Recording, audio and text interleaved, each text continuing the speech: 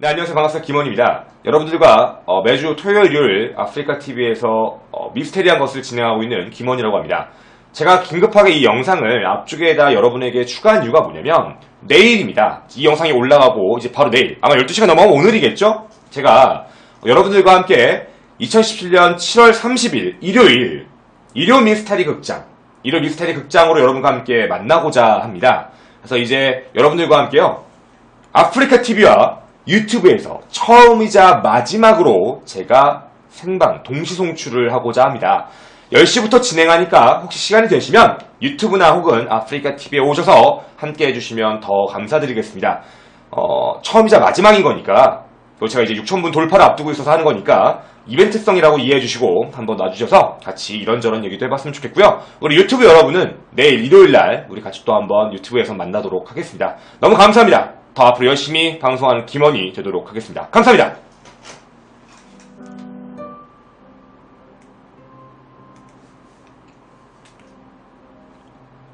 안녕하십니까. 반갑습니다. 토요사건 팩트의 김원입니다.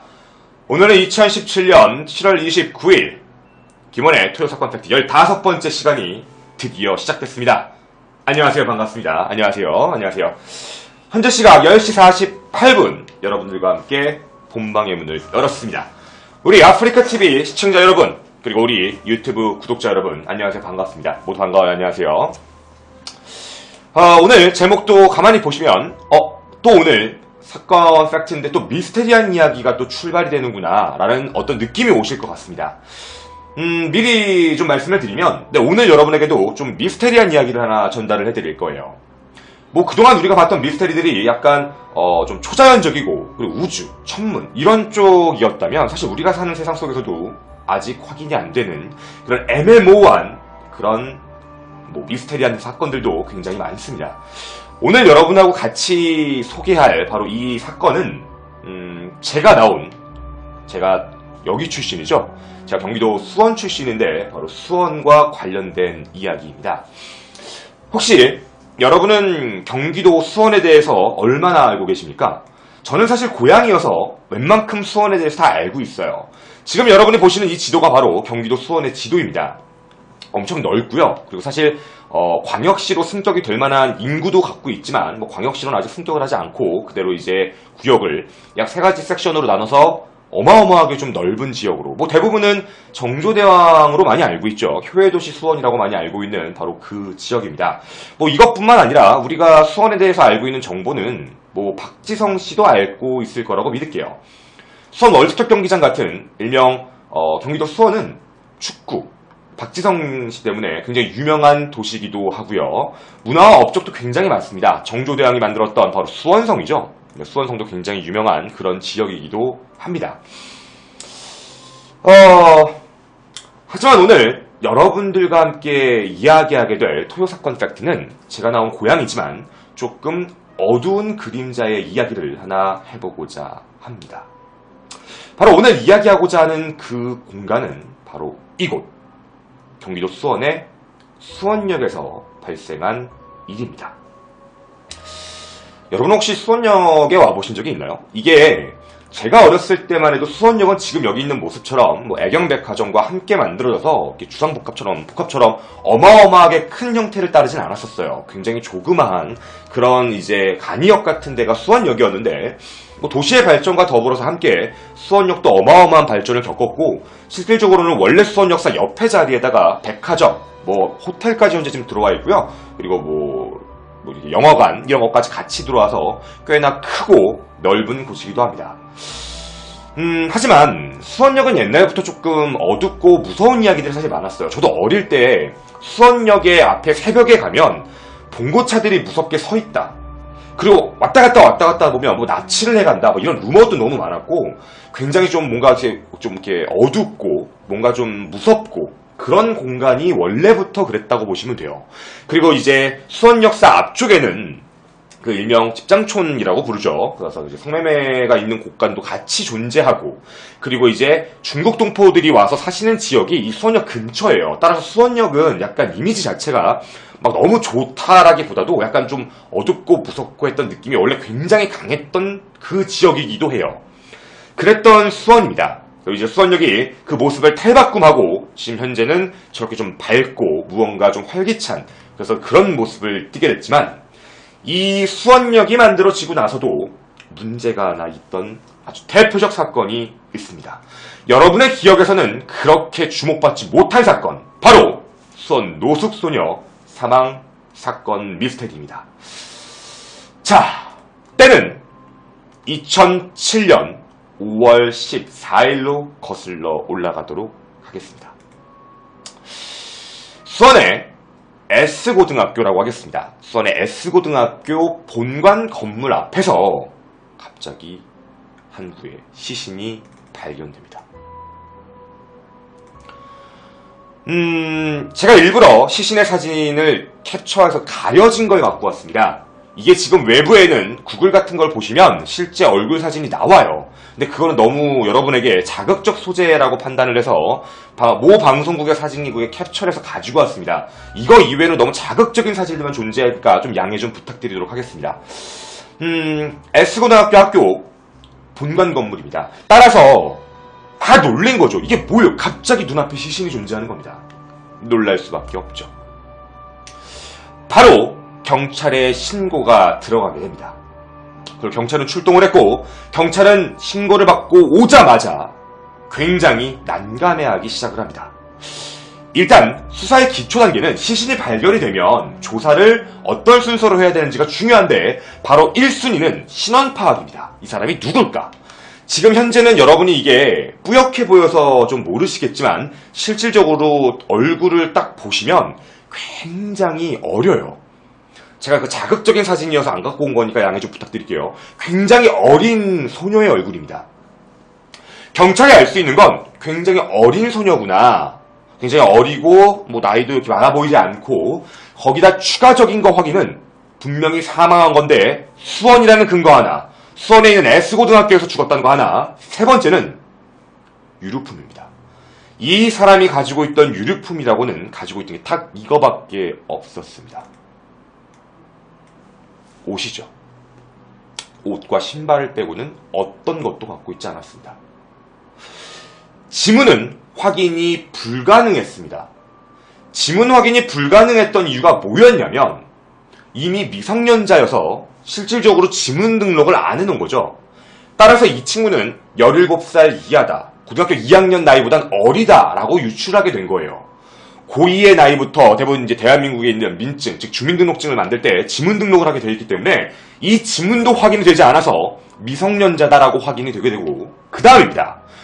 몸을 확인해 본 결과 집단 폭행의 흔적까지 이렇게 총 5가지의 근거만 확인이 됩니다. 딱 5가지입니다. 다시 정리해드리면 이 사건에 알 수 있는 팩트는 수원이다. 수원 S고등학교다. 그리고 유류품이라고 해봐야 낡은 옷까지밖에 없다. 지문 확인은 불가능하다. 따라서 미성년자 같다. 5번째는 집단 폭행의 흔적이 있다. 경찰은 바로 조사에 들어갑니다. 아, 그러면 수원 이 고등학교에 다니는 학생이 아닐까? 문제는 이 고등학교는 수원의 남자고등학교입니다. 남고예요. 남고이기 때문에 여학생이 다닐 이유도 없습니다. 그럼 분명히 이 친구는 여기서 이 학교를 다니는 사람이 아니라 어디선가 살해돼서 어디선가 죽어서 이곳에 왔다든가 아니면 이곳에 와서 죽었다든가 둘 중에 한 가지의 경우일 수밖에 없는 굉장히 난감한 사건으로 이야기가 진행이 되게 됩니다. 어쩔 수 없이 경찰은 이 낡은 옷가지를 하나 보고 나서 아무래도 좀 무언가 이렇게 신원도 잘 확인이 안 되고 뭔가 이렇게 약간 옷도 오래된 것 같고 따라서 이 사건을 노숙소녀라는 별칭을 붙여 사건이 진행되게 됩니다. 1차적 문제였던 겁니다. 신원을 확인할 수 없다. 이게 바로 여러분과 제가 오늘 이야기하게 될 수원 노숙소녀 사건의 이야기의 전체 발견 과정입니다. 생각을 좀 해볼 필요가 있는 것 같아요. 되게 애증 소녀가 남고 앞에서 죽었다. 그리고 이 사람의 어떤 신원도 확인되지 않는다? 실종신고 내역을 다 털어봤지만 실종신고 중에 이 사람과 비슷한 사람도 없다. 가족이 없나? 어쩔 수 없이 노숙자이지 않을까. 그래서 노숙소녀라는 명칭으로 애초부터 이렇게 수사에 들어가게 됩니다. 이렇게 경찰은 수사의 방향을 잡고 단순하게 노숙자라는 생각부터 시작을 하게 됩니다. 그래서 일단 주변에 있는 노숙자들부터 하나씩 탐문조사하기 시작을 하죠. 당시 수원역은 노숙자가 굉장히 많았습니다. 뭐 사실 지금도 굉장히 많습니다. 이게 지금 보시면 실제 수원역사 밤에 화장실 쪽이 있죠. 그쪽의 사진이라고 보시면 됩니다. 수원역은 지금도 현재 노숙자분들이 굉장히 많이 계신 곳으로 되게 유명하기도 하고요. 아마 수원역에 와보신 분들은 자주 보시는 장면이지도 않을까 생각을 합니다. 근데 이제 경찰은 단순하게 노숙자라고 판단했기 때문에 이 노숙자가 제일 많은 수원역으로 가서 수원에 대해서 한번 조사해보고 노숙자를 중심으로 탐문조사를 해보기 시작합니다. 그런데 굉장히 이상한 소문이 하나 존재합니다. 당시 수원역에는 노숙자들 사이에 이상한 소문이 하나 있던 거예요. 수원역 일대의 노숙자들을 움직이는 대장 같은 역할을 하는 사람이 있었는데, 이 죽었던 소녀가 노숙자의 대장의 돈을 훔치다가 발각이 되었고, 노숙자 대장은 자신의 부하를 시켜 구타하다가 죽자 건물에 버렸다, 이런 소문이 돌았던 거예요. 그러니까 누구도 알지 못하는 얘기인데 그런 소문이 노숙자들 사이에서 돌았다는 걸 경찰이 캐치하게 된 겁니다. 경찰은 이 소문 가지고 수사를 시작하죠. 이유는 단순했습니다. 노숙소녀여서 노숙자를 조사해봤는데 그런 유사한 사건을 외부에 알리지도 않았는데 이들 사이에 이미 이야기가 있었다. 아, 이거다. 경찰은 바로 수사에 들어갔고 단 하루 만에 수원역 대합실 노숙자 2명을 긴급 체포하게 됩니다. 정모 씨와 강모 씨를 기소하게 되죠. 당시 강 씨는 지적장애 2급을 갖고 있었고 정 씨는 지적장애인 등록은 없었지만 정신과 치료 전력도 갖고 있었던 사람이었습니다. 처음에 이 둘은 부인합니다. 우리 그런 적 없다. 말도 안 된다. 하지만 나중에 이후에 진술을 하게 됩니다. 사실 그때 제가 술에 취해서 그 소녀가 노숙인, 그러니까 그 돈을 훔쳤던 사람이라고 오해를 했다. 돈을 훔친 사람이 저 여자라고 오해를 해서 그래서 돈을 훔친 줄 알고 때렸는데 그 소녀가 무서워서 좀 멀리멀리 왔다 갔다 하다가 넘어지는 바람에 머리를 부딪혀 사망했다. 그래서 그 학교에다가 버리고 갔다. 이렇게 이야기를 하게 됩니다. 그리고 경찰이 이 두 노숙자를 체포한 근거 중에 하나는 또 뭐가 있었냐면 이 두 노숙자는 과거에 전력도 존재했어요. 돈을 훔쳐갔다는 이유로 노숙 여성을 폭행했던 과거가 이미 있었기 때문에 그럼 이것도 신빙성이 있다라는 판단으로 그대로 기소를 때립니다. 노숙자들은 처음에 분명히 자신들이 부인했습니다. 아니다. 하지만 나중에 추궁을 하고 확인해본 결과 자기들이 맞다라고 인정을 했고 결국 이제부터 어디에도 볼 수 없었던 법원 사건 파일을 다 기록을 뒤졌습니다. 지금부터 날짜와 시간 모든 것들을 하나씩 안내해드릴게요. 제가 외부에서 이거에 대한 내용들이 나왔던 건 많이 알고 있어요. 근데 날짜라든가 시간에 대한 게 정확하게 나와 있지 않아서 제가 대법원 그 자료까지 다 검토를 했습니다. 지금부터 시간대별로 하나씩 안내를 해드리도록 하겠습니다. 바로 이들이 기소가 되었던 날짜는 2005년 5월 31일입니다. 2005년 5월 31일. 사건이 발생한 건 5월 14일. 그리고 조사 하루 만에 잡았고 기소하는 데까지 약 보름 정도의 시간이 걸렸던 겁니다. 그래서 결국 5월 30일 날 정씨 살인 혐의 그리고 강씨는 폭행 가담죄라는 제목으로 이 둘을 기소하게 됩니다. 법은 이 둘을 어떻게 판단할지를 당연히 심사숙고하고 결정을 내리다가 2007년 8월 22일입니다. 2007년 8월 22일 날 수원지방법원에서 판결이 나게 됩니다. 수원지방법원이요. 어떻게 판결이 나게 되냐면 정씨 징역 7년에 처한다. 살인 혐의를 인정한 겁니다. 강씨 폭행 가담죄로 벌금 200만 원을 선고해서 둘에게 재판부가 모든 걸 법의 심판을 때리게 됩니다. 그 이후 정씨는 갑자기 진술을 바꾸게 됩니다. 경찰이 자신에게 폭행과 강압 수사를 억압적으로 하는 바람에 자신의 그 분위기에 억눌려서 어쩔 수 없이 거짓 진술을 했고 검찰도 강제 수사를 했다. 나는 살인을 하지 않았습니다. 라는 말로 이 사람은 바로 항소하게 됩니다. 법 앞에 굴복할 수 없다. 난 항소하겠다. 그렇게 항소가 시작이 됩니다.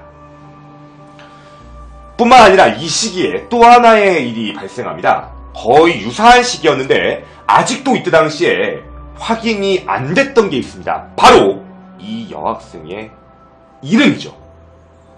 어떤 누구도 실종신고를 하지 않았어요. 찾아주고 싶은데 신원이 확인이 안 됩니다. 이때 당시 전국적으로 연예인분들까지 함께 나서서 전국적으로 이름 찾기 운동이라는 걸 하게 됩니다. 대표적으로 제가 직접 사진을 갖고 왔는데 이분입니다. 그 사진은 너무 이거밖에 없어서 갖고 왔으니까 양해 좀 부탁드리겠습니다. 전국적으로 유류품과 그때 당시에 이제 그 여성분의 이분의 얼굴까지 같이 노출을 시켜서 이 소녀의 이름을 찾아주십시오 라고 해서 전국적으로 진행이 되게 됩니다.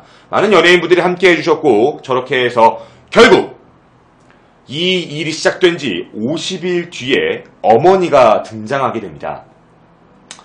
우리 딸입니다. 그리고 어머니가 이 아이의 보호자인 게 확인이 되고 그리고 더불어서 나이와 이름, 신원이 확인이 되게 됩니다. 우리가 알고 있던 이 노숙소녀는 실제로 노숙자가 아니었습니다. 가출 청소년이었고 나이는 당시 중학교 3학년이었다고 합니다. 그러니까 당연히 이제 지문 등록이 안 돼 있던 것도 사실이었던 거죠. 이 시기에 맞물려서 일단 범인들이라고 알려졌던 사람은 기소가 끝나서 한번 항소를 했었고 그리고 누군지는 찾았고 가족의 품에 50일 만에 싸늘한 주검이 되어 돌아가게 됩니다. 이제 우리는 다시 원점으로 돌아와서 이들의 기소에 대한 부분을 다시 한번 얘기를 해봐야 될 것 같습니다. 분명히 말씀드렸던 건 2007년 8월 22일 날이었습니다. 2007년 8월 22일 수원지법 정 씨에게 징역을 때리고 강 씨에겐 벌금을 선고했고 이들은 그거에 대해 항소를 했습니다. 그런데 2007년 12월 22일이었습니다. 재심이었죠. 2007년 12월 22일 2심 재판부입니다. 서울고등법원에서 하게 되는데 정 씨의 유죄는 인정한다고 합니다. 이 부분을 집중을 하셔야 돼요. 자기는 죽이지 않았습니다 라고 얘기를 했는데 정 씨의 유죄에 대해서는 인정을 했습니다. 외부에 지금 알려져 있는 정보도 좀 잘못된 게 많아요, 여러분. 그래서 오늘 좀 잘 정리를 좀 하려고 하는데 분명히 죄를 인정을 했어요, 법은요. 그리고 우발적 상해치사라는 명목으로 판결을 조금 감형시켜줍니다.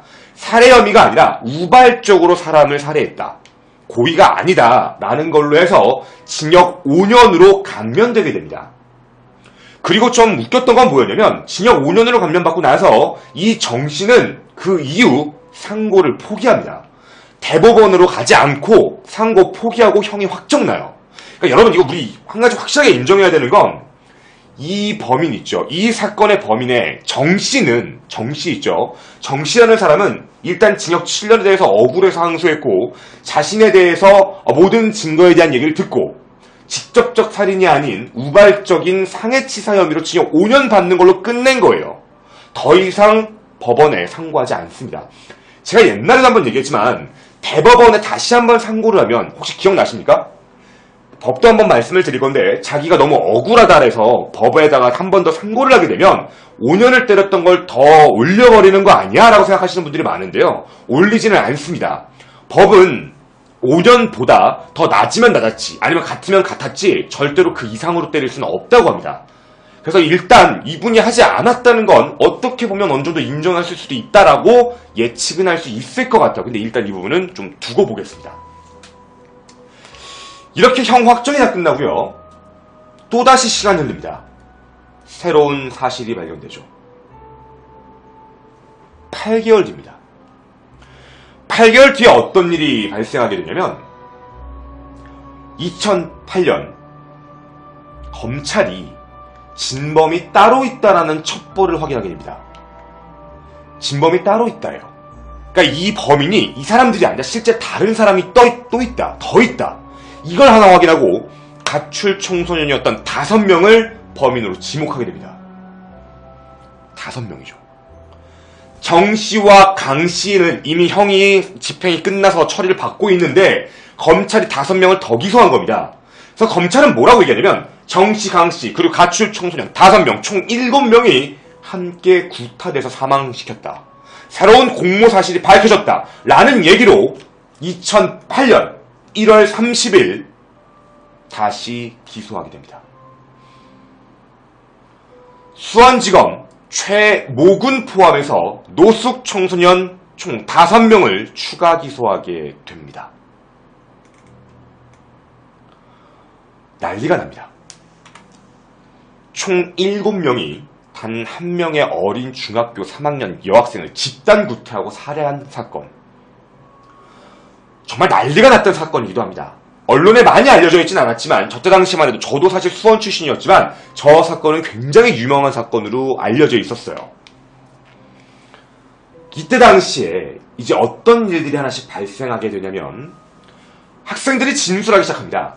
검찰과 경찰에서 범행은 시인을 했던 이 5명의 청소년들이 다시 나중에 말을 번복합니다. 검찰과 경찰이 다 짜맞춘 거예요. 우리 하지 않았어요. 우리 되게 억울해요. 되게 끝까지 얘기합니다. 우리 아니에요. 우리는 검찰과 경찰이 회유하고 협박하고 강제로 진행을 했기 때문에 어쩔 수 없이 그렇게 얘기한 거지 우리는 너무 억울합니다. 라고 이야기를 합니다. 결국 법은 같이 함께 했다고 했던 정 씨와 강 씨를 증인 자격으로 출석을 시킵니다. 증인으로 나왔던 정 씨와 강 씨는 이렇게 진술합니다. 가출 청소년 5명을 수원역에서 만난 적은 있다. 하지만 같이 살해하진 않았다. 라고 진술하고 부인을 합니다. 하지만 좀 신기했던 건 뭐였냐면 이 재판부는 물적 증거가 확인되지 않는다. 따라서 청소년들의 자백을 한번 확인을 해본 결과로 따져보면 상해치사 혐의는 분명히 인정이 된다. 내부의 조사에 대한 이야기입니다. 따라서 2008년 7월 16일 수원지방법원입니다. 또 한 번 나오죠. 수원지방법원에서는 최군 징역 4년, 나머지는 2년에서 3년 정도를 선고하고 확정 판결을 내립니다. 따라서 이들은 범죄자가 된 거죠.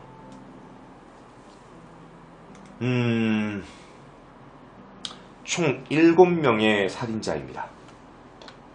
어떤 생각이 드십니까? 사실 처음에 여기까지 얘기를 들었을 때 여러분들 마음이 저하고 좀 비슷할 것 같아요. 야, 나빴다. 아니 어떻게 사람을 죽이고 자기는 죽이지 않았다고 저렇게 뻔뻔하게 얘기할 수 있지? 어떻게 저렇게 천연덕스럽게 얘기할 수 있지? 정말 나쁜 거 아니야? 어떻게 저런 걸 눈 깜짝 안 하고 얘기할 수 있을까? 저도 똑같이 생각을 했습니다. 그런데 있죠. 그런데 모든 법원 마찬가지고 부모님도 마찬가지입니다. 아니 사람을 죽인 애들인데 형이 너무 짧은 거 아니야? 그렇죠. 형이 너무 짧지만 다시 한번 말씀드리지만 살인 혐의가 아닌 상해치사 혐의를 내렸기 때문에 처음에 때렸던 사람 5년 그거보단 다 낮게 나온 거예요. 뭔가 이상했습니다. 그리고 이후 2008년 8월 18일 당시 증인으로 나왔던 노숙자 정 씨에게 법원이 보복을 가합니다. 검찰이 보복을 해요. 이게 정말 무서운 겁니다. 이미 형이 확정이 났죠. 그러니까 최군하고 이런 사람들이 실제 이 사람들은 혐의가 있다. 법원이 판결을 때렸죠. 그래서 어떻게 해보냐면 검찰이 웬만하면 이런 짓을 안 하는데 2008년 8월 18일 날